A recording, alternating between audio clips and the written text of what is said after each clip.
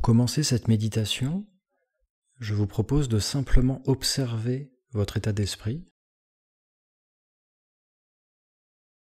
On observe dans quel état se trouve notre esprit en ce moment. On fait une sorte de météo intérieure, un état des lieux. Est-ce qu'on est plutôt dans la distraction ou la torpeur? Est-ce qu'on est plutôt dans la joie ou la tristesse?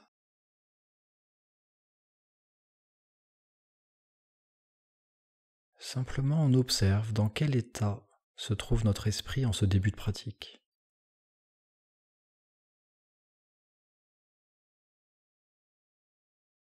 Ensuite, on va prendre quelques secondes pour observer notre corps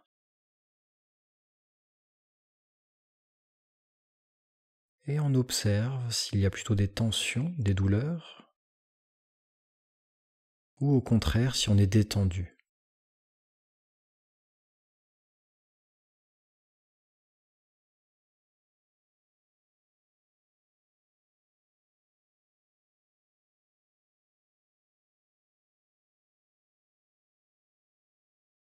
On relâche toutes les préoccupations, on relâche les ressassements du passé, on relâche les appréhensions du futur et les distractions du moment présent, et on tâche d'être ici et maintenant. L'esprit est posé dans le corps et le corps est posé sur le coussin.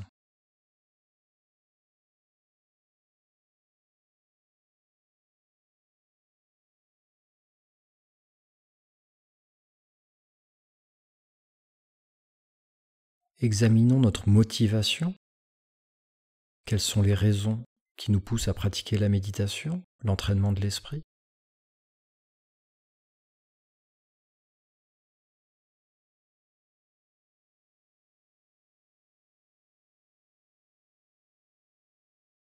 Et si notre motivation n'est pas très claire, on peut simplement repenser à un moment ces derniers jours où on a été esclave d'une émotion conflictuelle, un moment où on a été esclave de la colère, de la jalousie, de l'orgueil, esclave de la tristesse. Vraiment, on repense à un moment où on constate à quel point on n'était plus libre, à quel point on était esclave d'une émotion conflictuelle.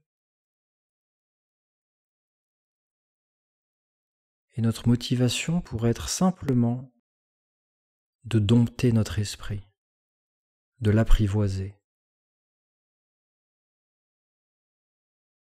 l'entraîner pour que quoi qu'il se passe, on puisse rester en paix.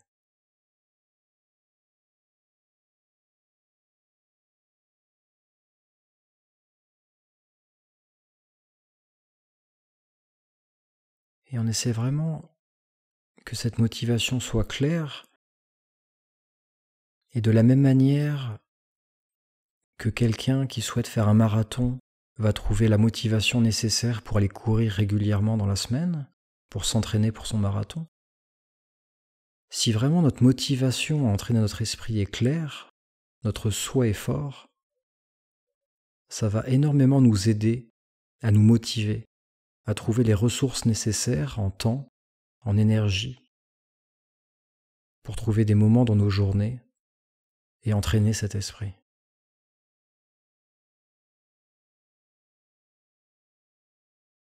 Et on va essayer de garder cette motivation pendant toute la séance.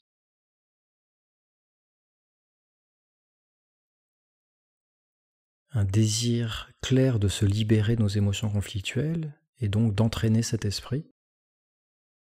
Et si à un moment, durant cette séance, on tombe un petit peu dans la lassitude, la torpeur, essayons de nous rappeler cette motivation. Qu'on est vraiment là pour entraîner l'esprit, donc c'est tout à fait normal qu'on puisse tomber dans des moments d'impatience, peut-être d'agacement, peut-être de sommeil. Et le tout, c'est vraiment d'entraîner l'esprit. Et de la même manière que quand on apprivoise un animal, il faut en même temps une certaine discipline, une certaine rigueur. En même temps, ça demande beaucoup de douceur et de bienveillance. Donc pendant toute cette séance, on va essayer de maintenir cet équilibre entre discipline, rigueur d'un côté, et en même temps bienveillance et douceur.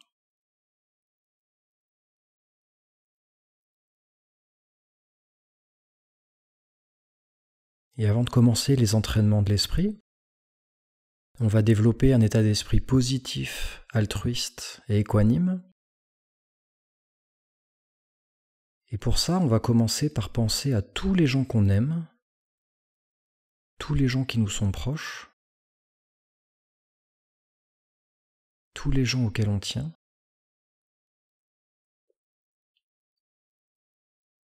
Nous pouvons nous inclure dans ces gens.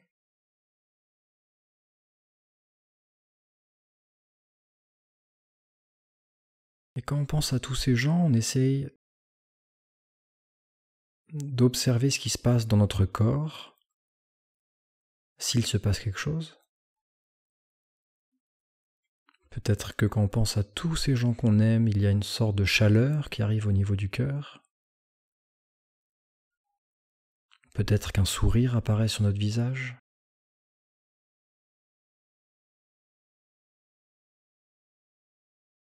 Et à tous ces gens qu'on aime, on va leur envoyer des pensées positives, des pensées altruistes.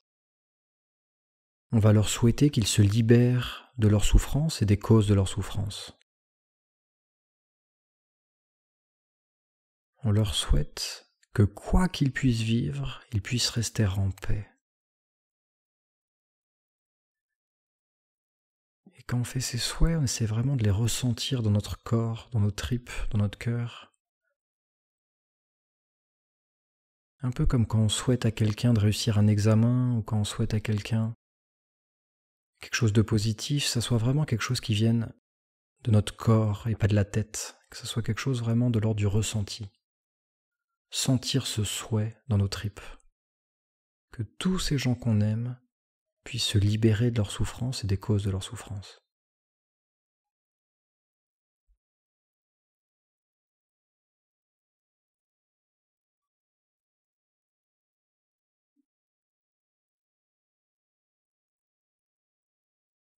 Ensuite, nous allons penser à tous les gens qui nous sont indifférents, tous les gens qu'on ne connaît pas, tous les gens qu'on a croisés aujourd'hui dans la rue,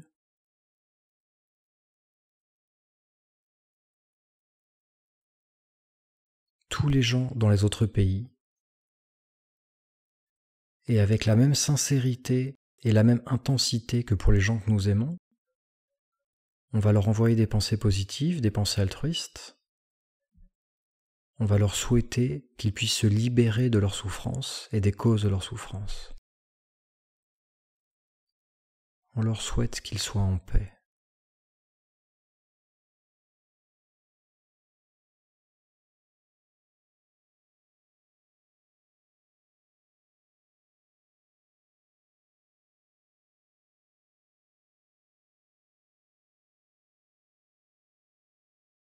Et enfin, nous allons penser à tous les gens qui nous mettent en colère, tous les gens que nous n'aimons pas.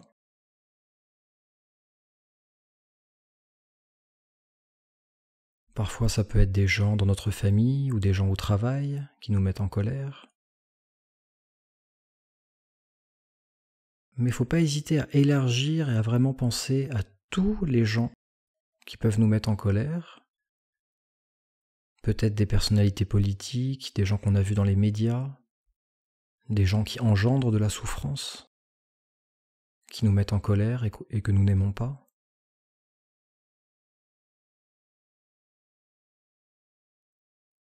Et quand on pense à tous ces gens, on va commencer par essayer de réaliser à quel point tous ces gens-là sont eux-mêmes esclaves de leurs émotions conflictuelles. Ils sont esclaves de leur colère, de leur orgueil, de leur jalousie. Et c'est parce qu'ils sont esclaves de leurs émotions conflictuelles qu'ils engendrent de la souffrance autour d'eux et pour eux-mêmes.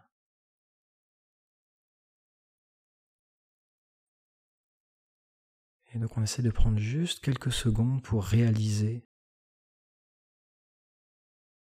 qu'aucun être humain n'est né en souhaitant engendrer de la souffrance autour de lui. Et tous ces gens qu'on considère comme mauvais, tous ces gens qu'on n'aime pas, on essaie vraiment de voir à quel point ils sont esclaves de leurs propres émotions conflictuelles. Et toujours avec la même sincérité, la même intensité que pour les gens que nous aimons, on va leur envoyer des pensées positives, des pensées altruistes. On va leur souhaiter qu'ils se libèrent de leur souffrance et des causes de leur souffrance. On leur souhaite d'être en paix.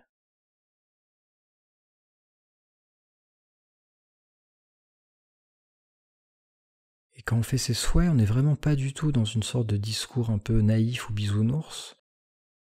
On n'est pas du tout en train d'excuser leurs actions négatives, on n'est pas du tout en train d'excuser la souffrance qu'ils engendrent. On est vraiment en train d'ouvrir notre cœur et de comprendre que si ces gens-là pouvaient être en paix, automatiquement, ils arrêteraient d'engendrer de la souffrance. Donc en fait, quand on fait ce souhait, c'est en même temps le souhait que leurs victimes puissent être en paix.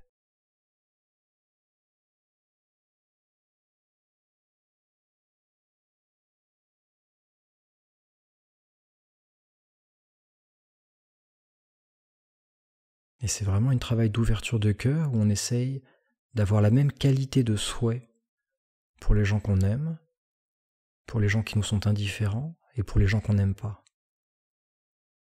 Que tous ces gens puissent être en paix, libérés de leur souffrance et des causes de leur souffrance.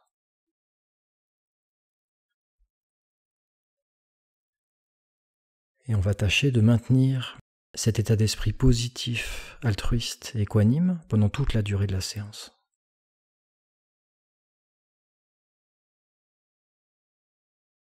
On a terminé la préparation.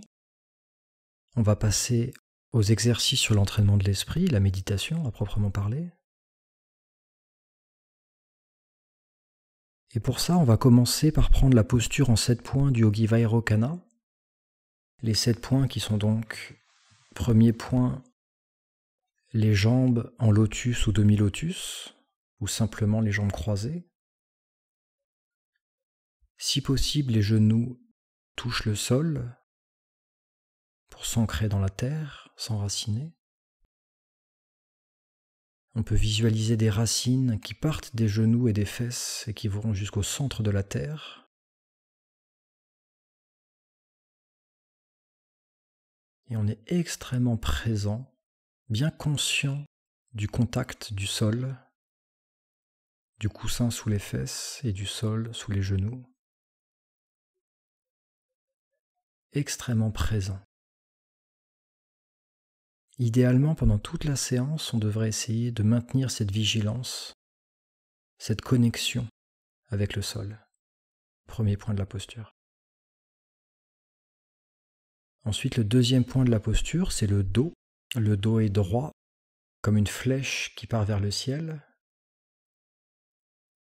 ou comme une aiguille d'acupuncture qui relierait la terre et le ciel,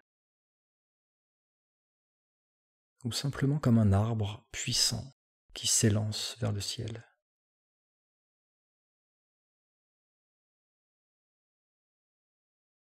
Et de la même manière que cet arbre est puissant et droit, il garde en même temps une certaine souplesse, et on essaie vraiment avec le dos de garder cette idée en même temps de solidité et en même temps de souplesse. Idéalement, il n'y a aucune tension dans le dos. Parfois, on dit que c'est comme si chaque vertèbre était posée les unes sur les autres, un peu comme des pièces de monnaie posées les unes sur les autres, et que ça formait une colonne.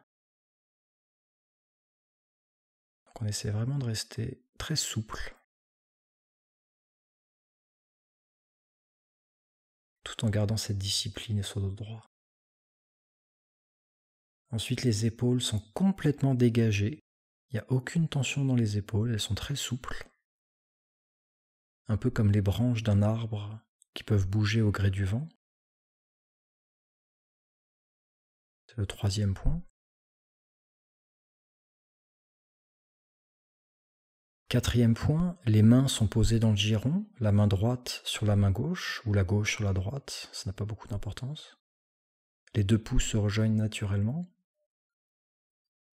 Et le tranchant de la main est au contact du bas du ventre. Généralement, on dit que le tranchant de la main est à 4 doigts sous le nombril.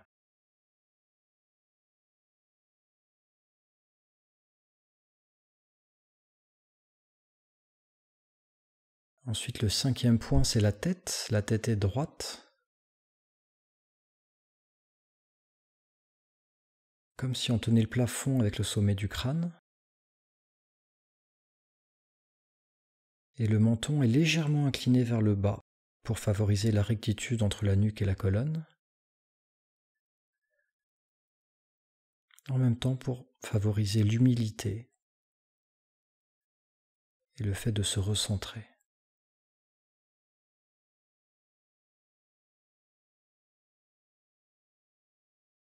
Le point suivant, ce sont les yeux. Sixième point.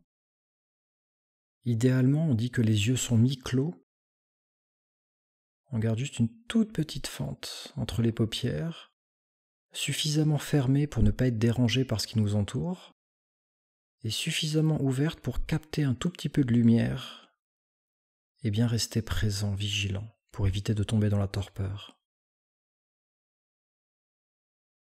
Et ce point-là, on peut un petit peu l'adapter. Si on a tendance à être un petit peu trop dans la distraction, on peut fermer les yeux pour se recentrer. Et si au contraire on est un peu fatigué et qu'on tombe dans la torpeur, on peut légèrement ouvrir les yeux. Dans ce cas-là, le regard suit l'arête du nez. Et le septième et dernier point, c'est la bouche. La bouche est fermée naturellement, sans crispation, comme s'il y avait un cheveu entre les dents du haut et les dents du bas. Et la langue est posée contre le palais et les dents du haut.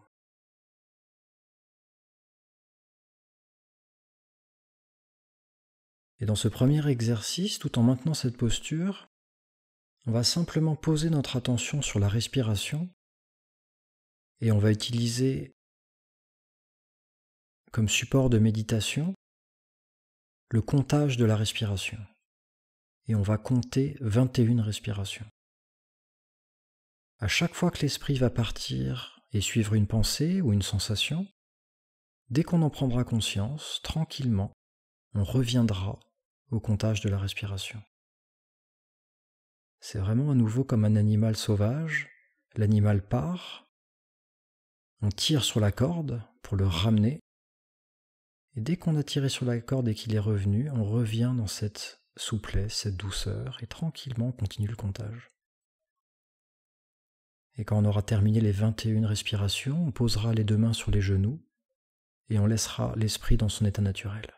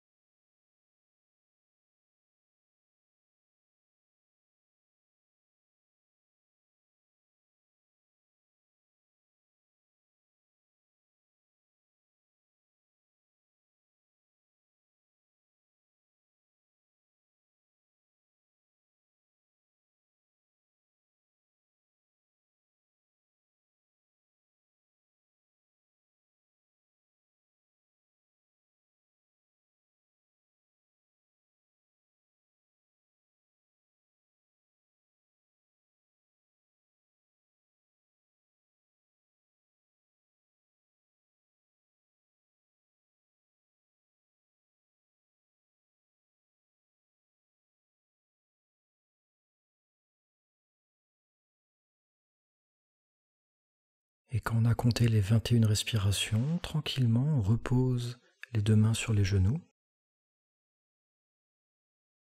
Et on laisse l'esprit dans son état naturel.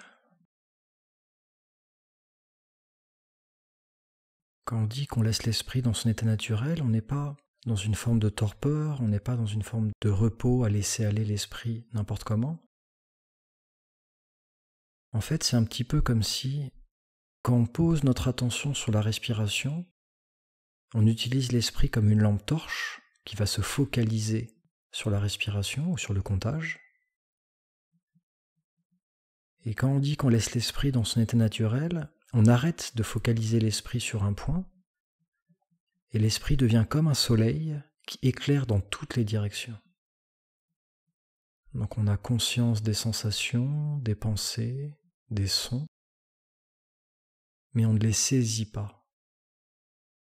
On reste totalement libre de toute saisie, de tout concept.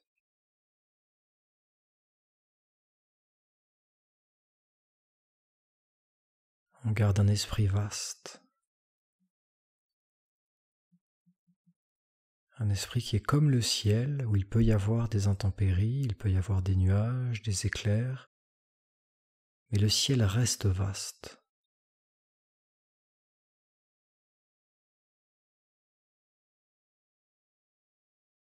Et pour reprendre l'exemple du soleil, qu'importe que le soleil éclaire une fleur ou qu'il éclaire un cadavre, le soleil reste lumineux, chaleureux, rayonnant. Et de la même manière, peu importe ce qui apparaît dans notre esprit, que ce soit une pensée ou une sensation agréable ou désagréable, l'esprit reste simplement conscient de ce qui apparaît, sans être pollué par ce qui peut apparaître.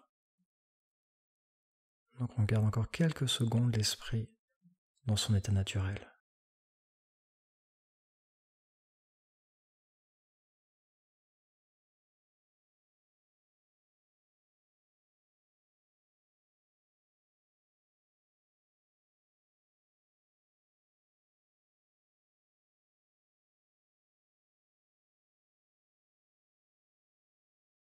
Puis une deuxième fois, on va reprendre la posture, on remet les mains dans le giron. Et une deuxième fois, on va compter 21 respirations.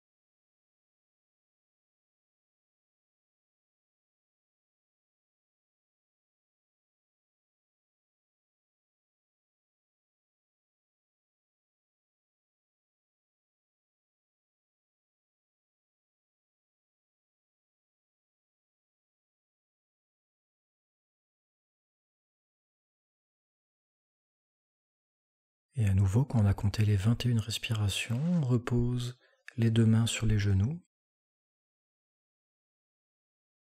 et on laisse l'esprit dans son état naturel, libre de toute saisie, de tout concept.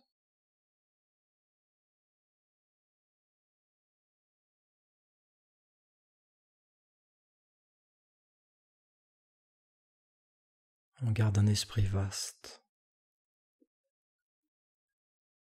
Et on peut constater que des choses apparaissent, puis disparaissent, vont et viennent, des pensées, des sensations, des sons. Et on ne les saisit pas, on ne réagit pas.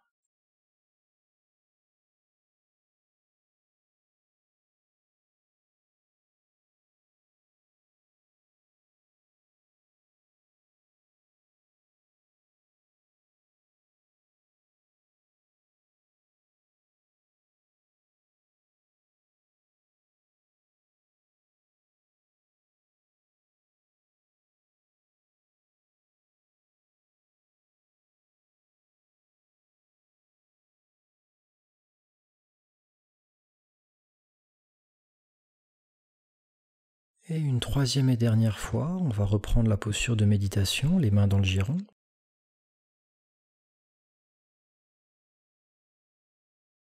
Et à nouveau, on va compter 21 respirations.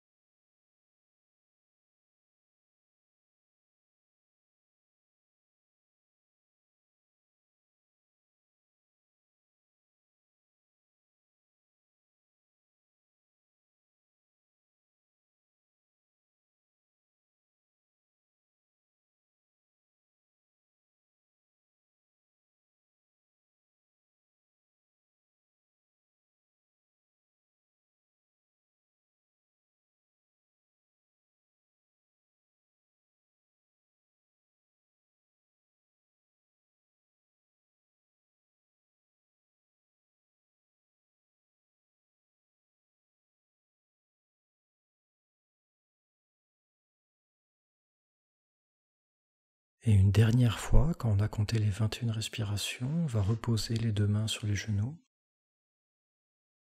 et laisser l'esprit dans son état naturel.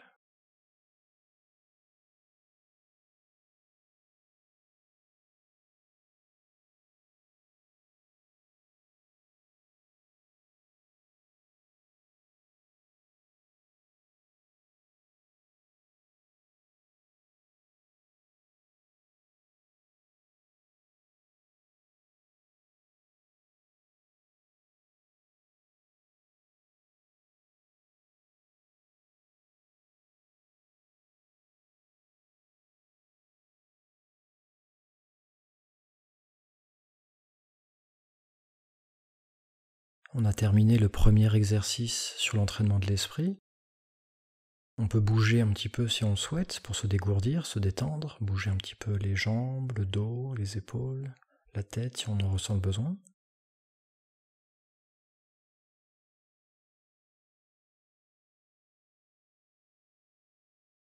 Là, on est un peu comme l'animal sauvage qui va gambader un petit peu après avoir fait des exercices, après avoir essayé de se discipliner.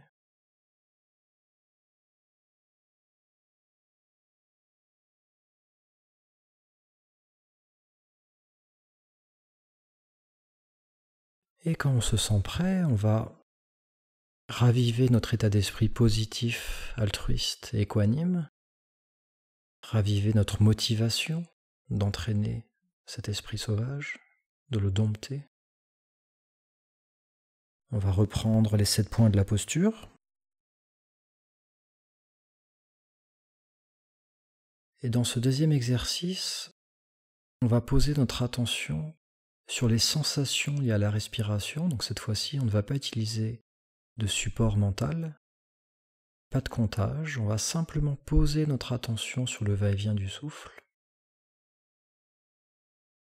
Et plus précisément, on va poser notre attention sur l'air qui rentre dans les narines, puis qui passe par la gorge, et remplit les poumons, puis ressort des poumons, repasse par la gorge et ressort des narines. Toutes les sensations liées à la respiration et de l'air qui rentre et qui ressort. Et comme tout à l'heure, à chaque fois que l'esprit part dans la distraction ou la torpeur, dès qu'on en prend conscience, on le ramène sur le support de méditation, sur les sensations liées à la respiration. Et si jamais notre esprit est un petit peu trop distrait, on peut prendre des inspires un petit peu plus profonds, plus denses, des expires un peu plus longs, de manière à avoir une respiration un petit peu plus grossière, un petit peu plus visible au niveau des sensations. Et dès que notre esprit est stable, on reprend une respiration naturelle.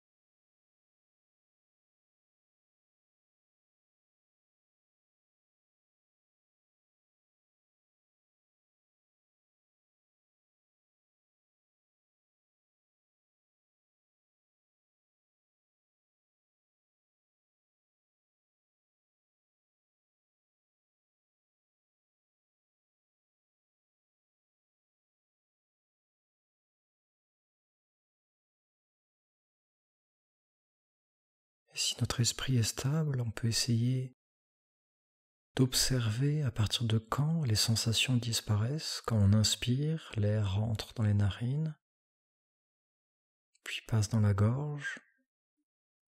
Et quand l'air continue à descendre pour aller remplir des poumons, à partir de quand on n'est plus suffisamment sensible pour ressentir cet air. Et à chaque expire, quand l'air sort des poumons, à partir de quand on arrive à sentir cet air qui sort au niveau de la gorge puis au niveau des narines.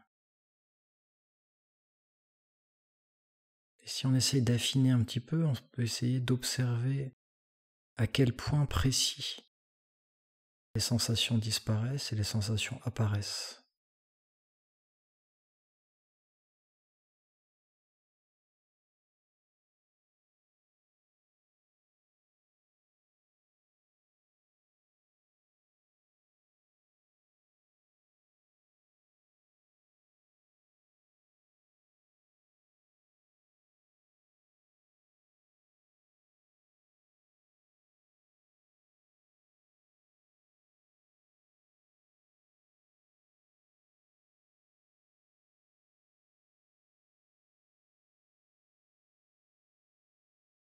Et on relâche la concentration, on remet les deux mains sur les genoux.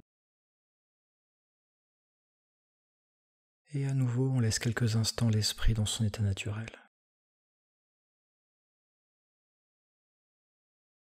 Libre de toute saisie, de tout concept.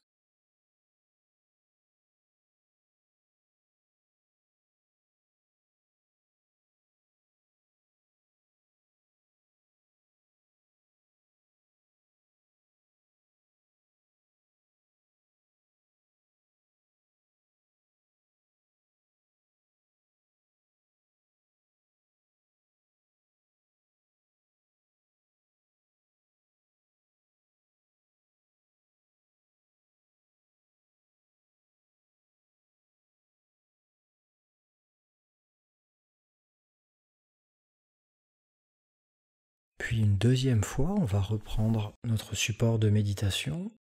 On repose notre attention sur les sensations liées à la respiration. L'air qui rentre dans les narines, qui passe dans la gorge, qui remplit les poumons.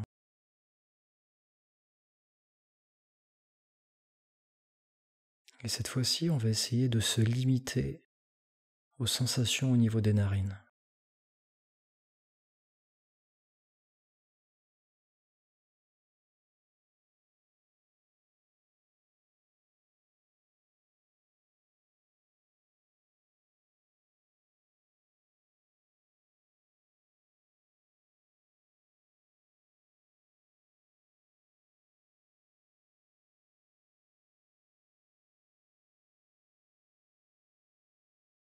Et si notre esprit est stable, peut-être que l'on peut constater des différences de sensations entre le moment où l'air rentre dans les narines et le moment où l'air sort des narines.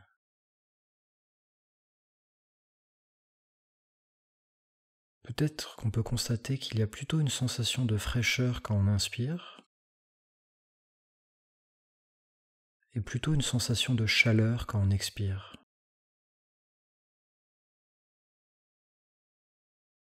Peut-être que l'on peut constater la différence de température de l'air qui rentre dans les narines et l'air qui sort des narines.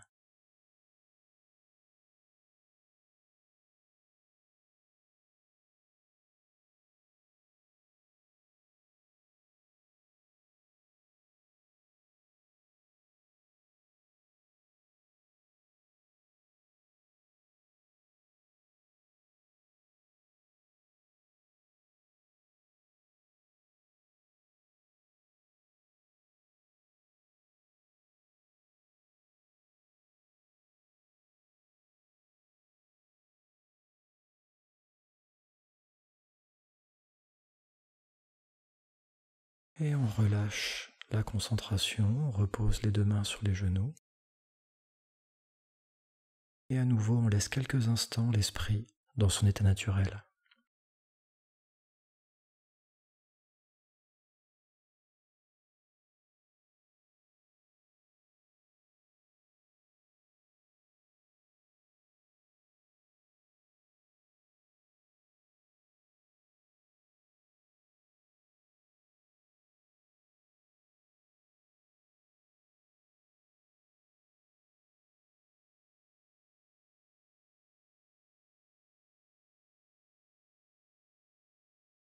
Et enfin, une troisième et dernière fois, on reprend la posture.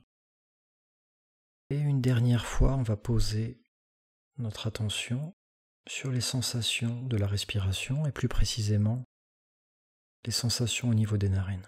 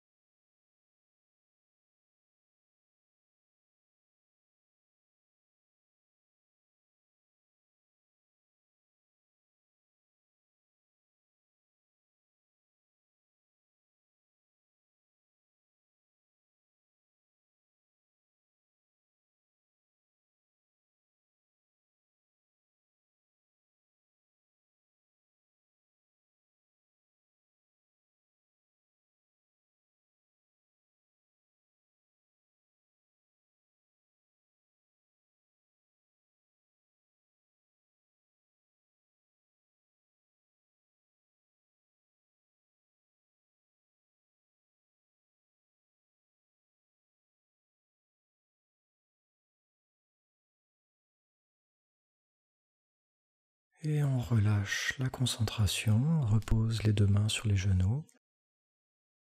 Et une dernière fois, on laisse quelques instants l'esprit dans son état naturel.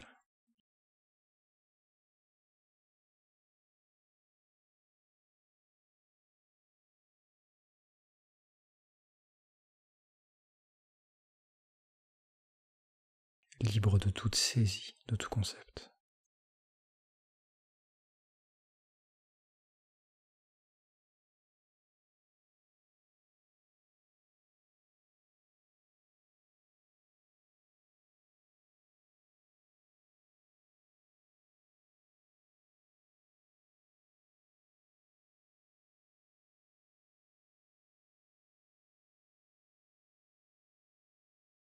À nouveau, on peut bouger un petit peu si on le souhaite, si on en ressent le besoin, bouger un petit peu les jambes, les épaules, la tête, le dos, avant de passer au troisième et dernier exercice.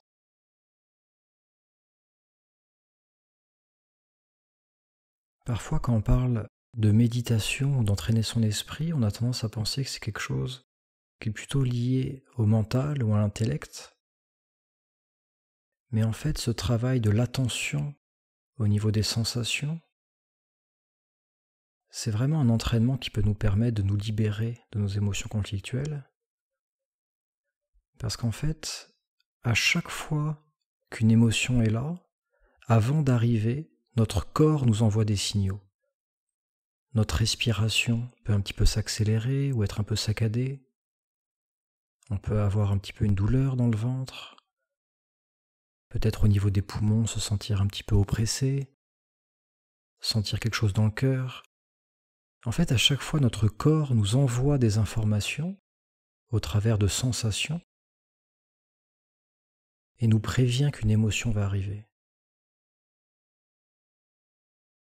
Un petit peu comme un voyant qui s'allume sur le tableau de bord d'une voiture.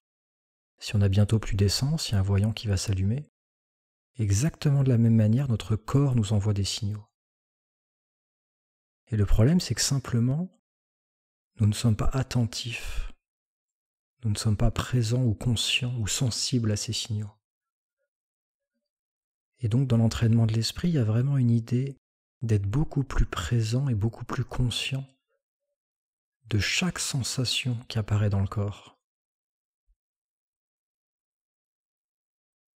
Plus on sera vigilant à la moindre sensation qui apparaît, et plus on pourra accueillir tranquillement l'émotion qui vient après, sans tomber dans l'émotion, tomber dans la colère, tomber dans l'orgueil. On accueille l'émotion tranquillement et on peut y réagir avec sagesse, plutôt qu'être dans une réaction automatique. Donc vraiment ce travail de précision, ce travail de présence aux sensations est vraiment extrêmement important dans la vue de se libérer des émotions conflictuelles, d'avoir un esprit en paix. Et pour terminer cette séance, on va passer au troisième et dernier exercice, donc on reprend la posture. Et justement, on va faire un travail au niveau des sensations du corps, où cette fois-ci, dans cet entraînement, on va essayer de ne pas bouger du tout pendant 5 minutes. On va essayer de ne pas réagir. Alors bien sûr, au moment où on entend ces mots, on a plutôt tendance à avoir envie de bouger, peut-être que ça va nous gratter. Et on peut observer à quel point on a l'habitude de répondre au moindre stimuli, à réagir à chaque fois de manière instinctive, non consciente. Et là, on va vraiment essayer pendant 5 minutes de ne pas bouger et de simplement observer ce qui se passe au niveau du corps.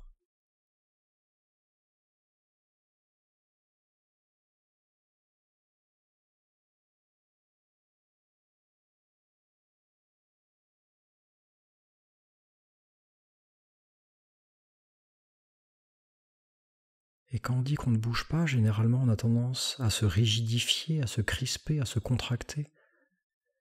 Alors qu'en fait, il n'y a aucune nécessité à ça. On peut tout à fait garder un corps très souple, On reste dans la posture,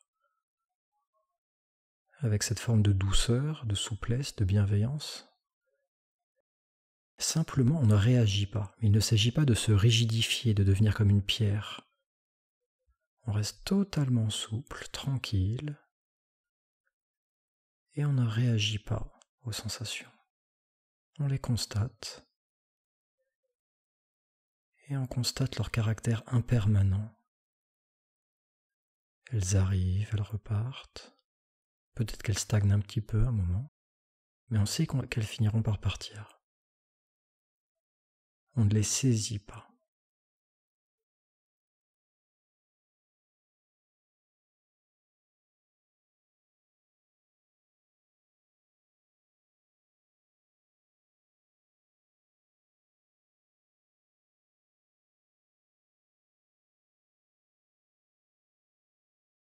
On essaie vraiment de garder un esprit totalement équanime.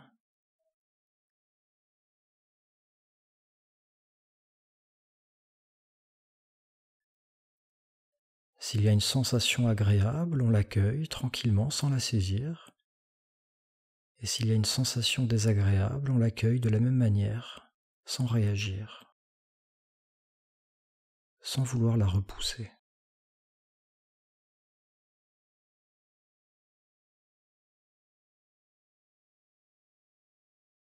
Et on reste encore quelques secondes comme ça, sans bouger, extrêmement conscient de toutes les sensations qui apparaissent, mais sans les saisir, sans réagir.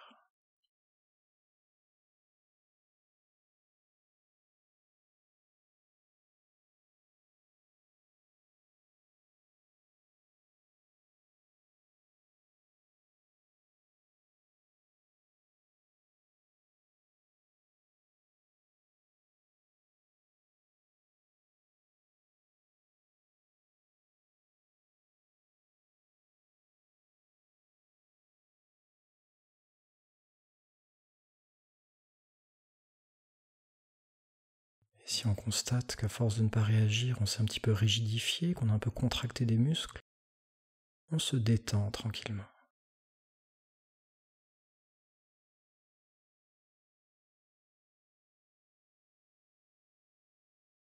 On garde un corps extrêmement souple.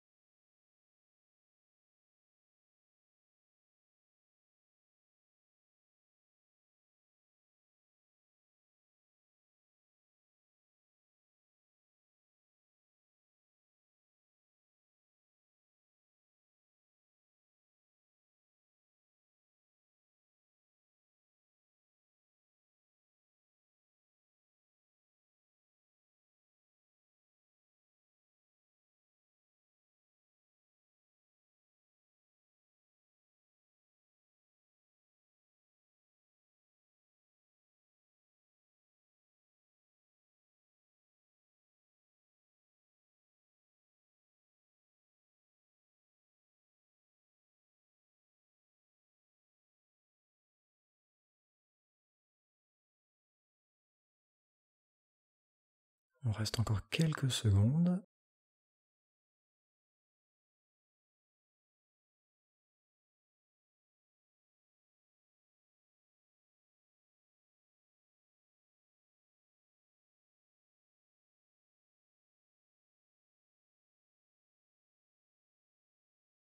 Et on relâche la concentration, on repose les deux mains sur les genoux et on laisse l'esprit quelques instants dans son état naturel.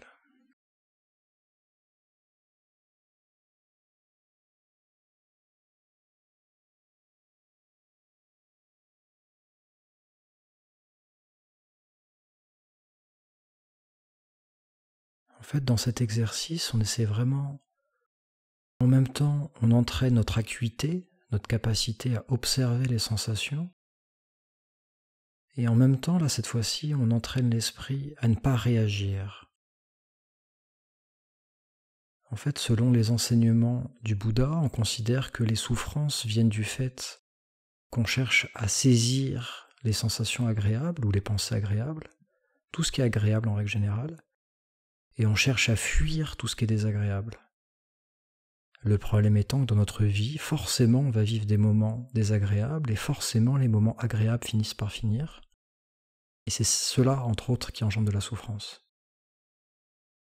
Donc dans ces exercices d'entraînement de l'esprit, le fait de ne pas bouger du tout et d'accueillir toutes les sensations, peu importe qu'elles soient agréables ou désagréables, ça nous permet vraiment d'entraîner cet esprit à ne plus être esclave de ce schéma habituel, de saisir ce qui est agréable et rejeter ce qui est désagréable. Et comme tout, dans la vie, plus on s'entraîne à ce genre d'exercice, à entraîner cet esprit, plus ça va devenir facile dans les journées, dans les aléas de la vie, de ne pas réagir. Alors bien sûr, il ne s'agit pas du tout d'être comme une feuille morte qui vole au gré du vent. Il ne s'agit pas du tout de n'avoir aucune réaction et de ne plus vivre. Au contraire, il s'agit d'être extrêmement présent, conscient de toutes les sensations, mais simplement ne plus être esclave. Et s'il est juste d'agir d'une certaine manière, à ce moment-là, on va agir. Mais on va agir avec sagesse. Ce ne sera pas une réaction automatique. Et de la même manière, bien entendu, qu'il n'y a aucun souci à apprécier les choses agréables de la vie, mais il s'agit de ne pas les saisir, de ne pas souhaiter que ça soit permanent, puisque de toute façon, ça ne le sera pas. Donc il n'y a aucun souci à apprécier les choses, mais en les appréciant avec leur caractère impermanent. Et c'est justement parce qu'on a conscience de leur caractère impermanent qu'on peut encore mieux les apprécier. Et de la même manière, s'il y a quelque chose de très désagréable qui se passe dans notre vie, le fait de savoir que c'est impermanent, ça va nous permettre d'avoir un peu de douceur pour accueillir ce moment, même s'il est difficile, et savoir que de toute façon, il ne va pas durer. Et donc, quoi qu'il puisse arriver, de tout accueillir avec cet esprit paisible, cet espace paisible qui accueille, qui constate. On constate des sensations, on constate des pensées, parfois agréables, parfois désagréables. Et à chaque fois, on essaye de les accueillir paisiblement, tranquillement.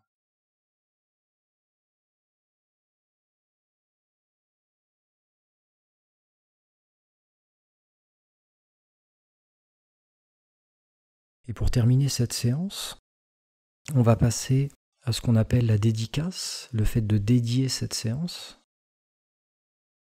On dédie cette séance à tous les gens pour ne pas rester dans une pratique égotique, une pratique un peu trop personnelle. Et donc pour ça, on va recommencer à penser à tous les gens auxquels on avait pensé en début de session.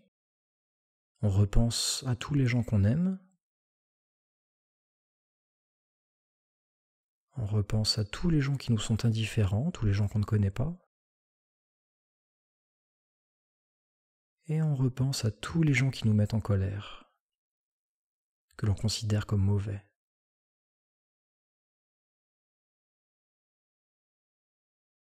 Et à tous ces gens, on va leur dédier cette séance. On leur dédie le temps qu'on y a consacré.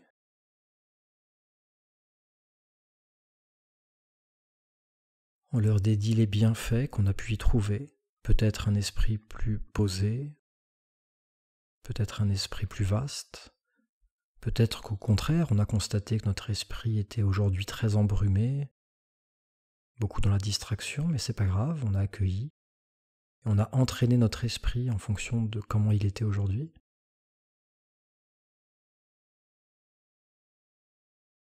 On leur dédie peut-être une ouverture de cœur, on leur dédie absolument tous les bienfaits de cette séance et surtout tous les mérites de cette séance. Et on peut les visualiser heureux, souriants et surtout libérés de leur souffrance et des causes de leur souffrance. On les visualise en paix.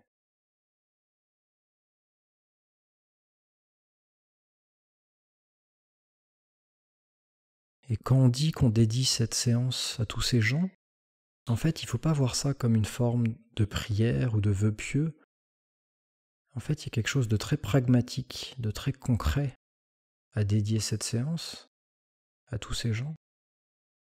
En fait, à chaque fois qu'on entraîne notre esprit, ça va nous permettre d'être un petit peu moins esclaves de nos émotions conflictuelles et donc d'être beaucoup plus agréable à vivre pour les gens qui nous entourent. Donc quand on dit qu'on dédie nos séances d'entraînement de l'esprit, nos séances de méditation à tous ces gens, il y a quelque chose de très pragmatique, de très factuel.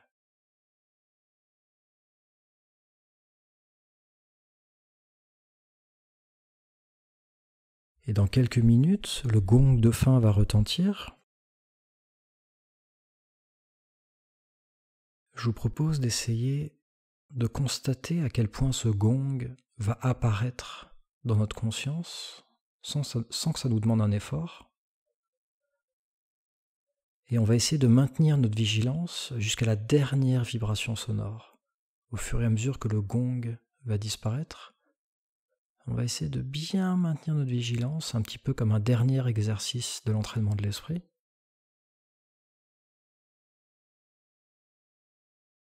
Et quand cette séance sera terminée, qu'on va se lever du coussin, essayons de maintenir ces qualités qu'on a développées durant cette séance.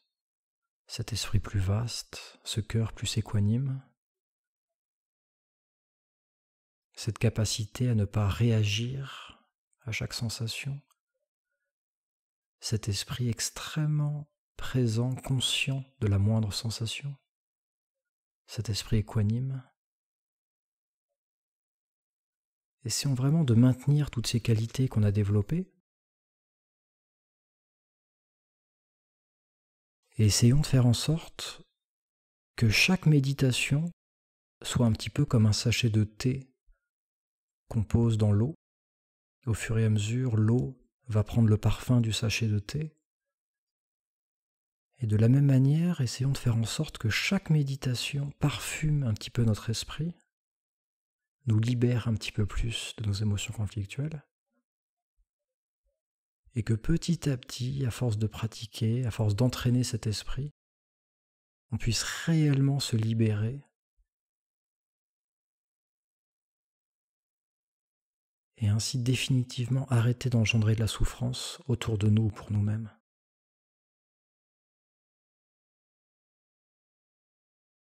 Que réellement chaque méditation, petit à petit, nous permette d'être en paix.